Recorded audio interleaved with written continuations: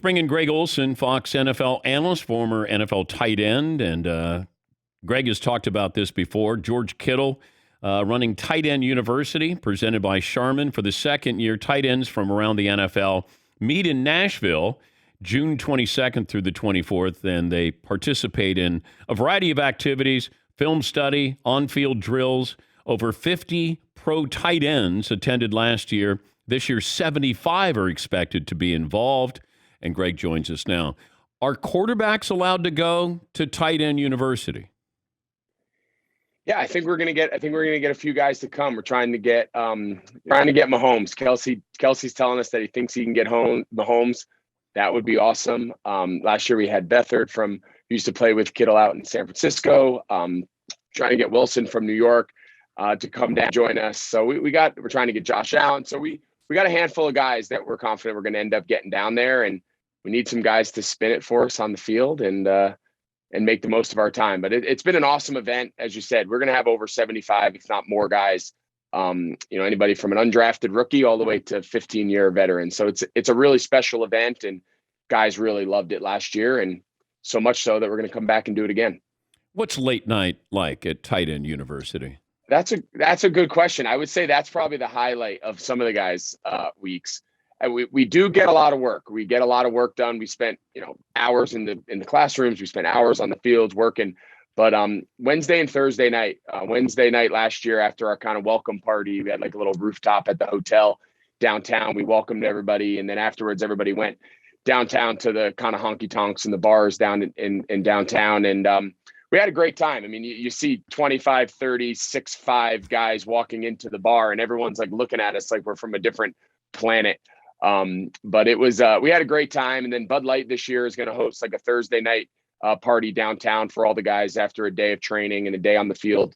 We're going to get everybody together. So it's been, it's a nice mix of social camaraderie, hanging out, enjoying Nashville, but also realizing that we're there to kind of spend time with each other in the classroom, on the field, and getting better. Is Gronk going to go this year? Is he considered a tight end in the NFL?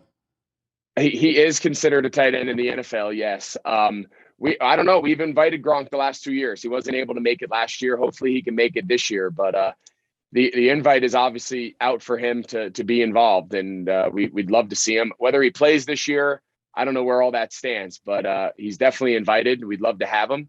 We'd love to get, I think Witten's going to be able to come. We're trying to get Tony Gonzalez and some of the former players to come. I just think it's fun to represent the entire spectrum, undrafted guys that are just fresh off their first rookie OTAs and minicamp, and then guys who are retired and have done this at a high level for a long time and now are kind of looking back on it as former players and can share that perspective and point of view with a lot of the young guys in the room. Why haven't salaries caught up with that position? It still feels like tight ends and running backs are underpaid. Yeah, I think there's a lot of reasons for it. I think when you root it back into the old collective bargaining agreement, so think anything pre-2011, the guys at the positions that every year, the old CBA, the old draft was, if you were a top 10 pick, you give or take became the highest paid guy at your position. And it was mostly quarterbacks, wide receivers, pass rushers, and a lot of the more highly paid guys. So now when you're a veteran and all of a sudden, Matt Stafford is the number 1 overall pick, well, all of a sudden that next year, every veteran quarterback has a new marker to climb. Well, for so long, right, we had the same guys, the Tony Gonzalez's of the world, the Wittens of the world. For so long, they were always the benchmark, and they would just negotiate against themselves. It wasn't really until Gronk kind of got us into that next level. And then Kelsey and Kittle now have really jumped it. They took it up into the 15, 16, and you see everybody else kind of trailing. You need young guys to continue to one-up the top guy. When 10 years go and the one guy dominates the position, it's very hard to justify someone else making more than Travis Kelce. So as long as Travis Kelce's the top barometer, he's going to pretty much put the ceiling on the position. That's the challenge that's faced, at the position for so long. And, we're still playing catch up. Any question who's the greatest tight end of all time? I do. I think you can kind of throw a handful of names into the box. Like I've always for years thought it was Tony Gonzalez. I just think when you look at his longevity, his durability, and then just his production, only to be outdone by Jerry Rice, right? I mean, you start thinking about when you look at the sheer volume of catches and yards and production that Tony had over maybe 17 years or whatever it was, it's unprecedented. It's just incredible to think, if you extrapolate, or if I had 1,000 yards every year, how many years would I need to do it to even come close to Tony? So I think Tony was always the I thought, but now in this modern age, you think of Gronk, you think of Travis Kelce's really on his way, 6 years in a row over 1,000 yards. This modern era of tight ends has introduced a lot of new names to what was always kind of dominated by maybe Shannon Sharp and Tony G. There's now the Wittens of the world. There's now, Gronks of the world. Travis is on his way. Kittle maybe one day, as obviously he's still a little younger. The position has a lot more guys now that can throw their names into that hat. We're talking to Greg Olsen, the Fox NFL analyst, and it's Tight End University presented by Charmin. Second year they've had this. They're expecting 75 tight ends to be involved there. Congratulations on being the analyst for the Super Bowl. How were you told? Well, that was a long process. There was a lot that went in ever since Joe and Troy left. There was a lot of speculation and rumor, and we were having dialogue with them at times throughout the entire process. But of course, they were working through their own stuff internally, and then of course it came out that Tom was going to take the job whenever he ended up retiring. So we weren't really sure what that meant for me and where we think. But they immediately reached out, and we've been having good dialogue. The deal's not done, nothing signed, sealed, and delivered, but we're optimistic that we're going to be able to at least for this year, call the A team, call Super Bowl, call playoff games, work with Kevin Burkhardt, who was my partner last year. He's been a friend of mine for a long time. Even if I get 1 year at it, I'm going to try to kill it. I'm going to try to make it a fun season. People tune in, really enjoy our broadcast, and hopefully Tom plays for a few more years. What advice would you give Tom Brady, being an analyst? I don't know. I don't know how much I could tell Tom. I think obviously I'm sure he's going to do just fine. But I'll say this: the biggest thing that I learned is, for so long we all see the game a certain way. When we sit in meetings and you're accustomed to talking to coaches and players that speak your language, understand what you mean. There's a very fine balance calling the games between. You don't want to dumb it down and take away from the complex nature that makes football so special and so interesting and why people tune in the millions to watch it.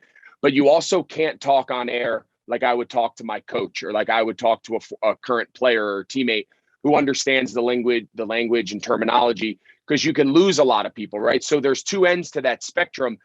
Threading that needle is a very delicate balance. And that was something I really enjoyed. I loved pointing out the intricacies of the game, and here's what we would call it, and this is what the receiver's thinking in his mind and whatnot, but then also not going overboard that everybody's sitting at home drinking a beer on a Sunday is lost. They have no idea what I'm talking about. So I enjoyed that balance of it. So that was probably the biggest lesson I learned. I'm sure Tom will be just fine and probably doesn't need my advice, but that was something that I enjoyed, but also something that I had to learn, and sometimes you learn just by doing it.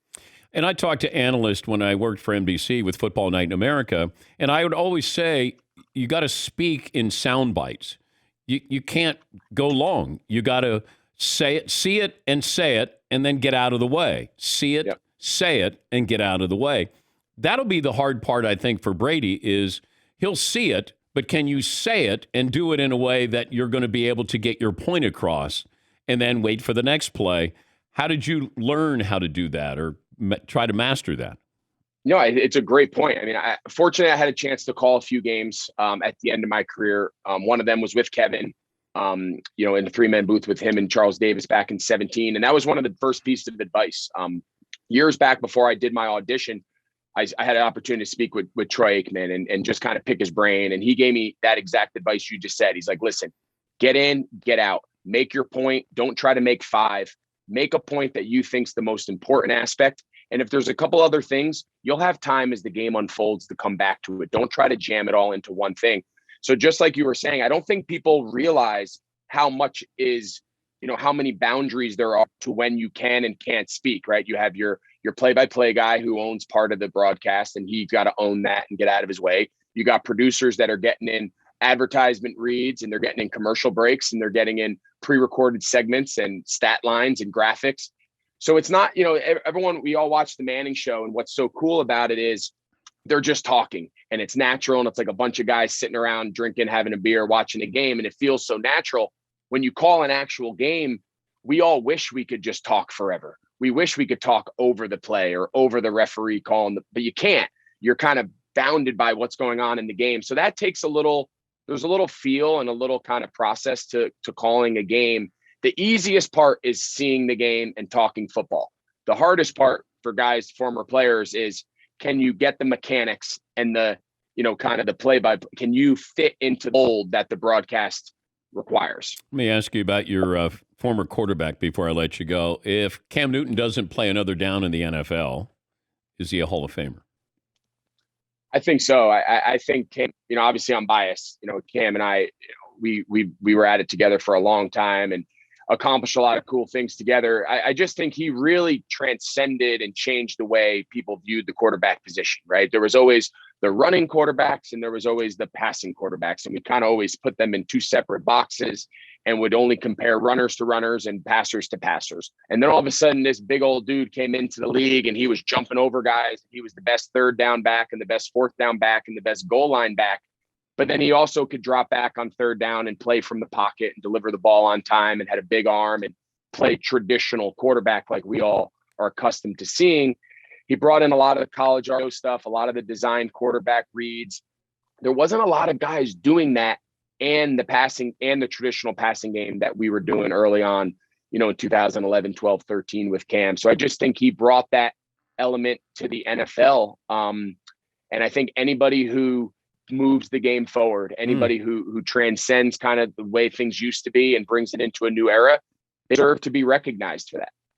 Before I let you go, I love to be the conduit to my audience to give them something that maybe they didn't realize. I'll ask you, give us the tight end who might not be on our radar right now. We're going to be talking about this upcoming season.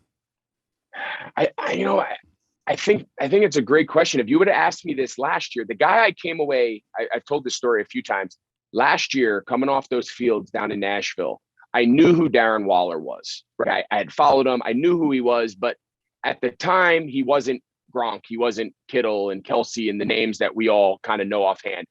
But I walked off that field, and he was on with 50 other NFL tight ends. Everybody's 6'4", everybody's 250. They can all run. And he was just different.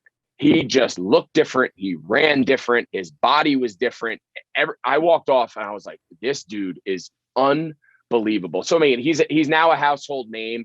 He's a guy that we all saw and obviously had another great year this past year. Probably will be, maybe the next highest paid tight end at the position. We talk about guys, can he become higher paid than Kelsey and Kittle? We'll see. But he was a guy, I just was blown away by him and just his approach, his mentality, his physical qualities. Who's that next guy? I'm not sure. I'm anxious to go see some of these guys in person. I see them on game film. I see them on tape, but until you kind of see them up close and personal, it always makes a big difference. So I'm looking forward to that. Good to talk to you again, Greg. Good luck with everything, Tight End University, and, of course, working for Fox this upcoming season. I appreciate it. Thanks for having me on. The Tight End University, presented by Charmin, second year that they will do this, and they're expecting 75 of those tight ends in Nashville.